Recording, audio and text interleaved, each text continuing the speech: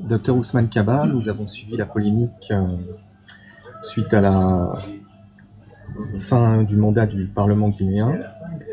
Vous êtes l'unique député à avoir fait une déclaration contre la poursuite du mandat du Parlement.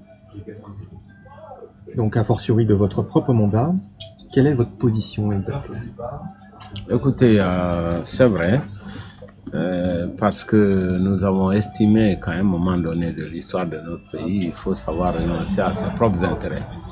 Et nous avons estimé que c'est le moment de faire l'alternance au niveau du Parlement, puisque nous avions été élus pour un mandat de 5 ans et que ce mandat est échu.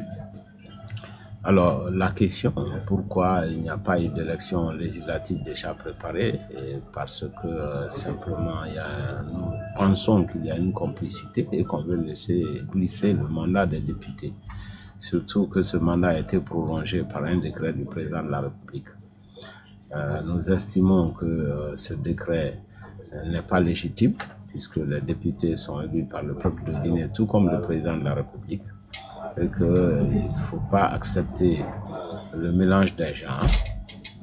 Il faut respecter la séparation du pouvoir dans toute démocratie. Et en faisant un décret, je crois que le président de la République se met dans le domaine de la loi. De toute façon, nous n'avons que deux options.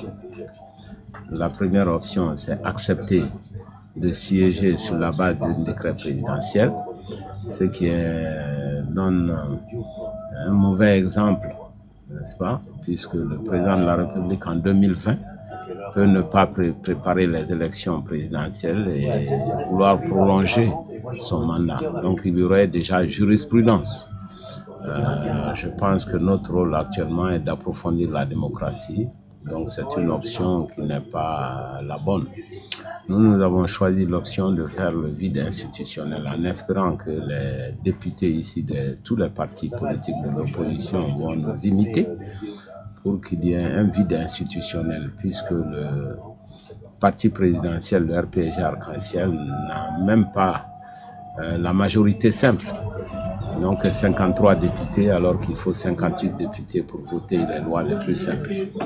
Par conséquent, en faisant le vide institutionnel, la Guinée serait sous embargo financier et sous embargo diplomatique, ce qui obligerait le pouvoir et la CENI chargés d'organiser les élections, de faire les élections législatives le plus tôt possible. Voilà pourquoi nous avons décidé de nous retirer et de créer en quelque sorte un vide institutionnel.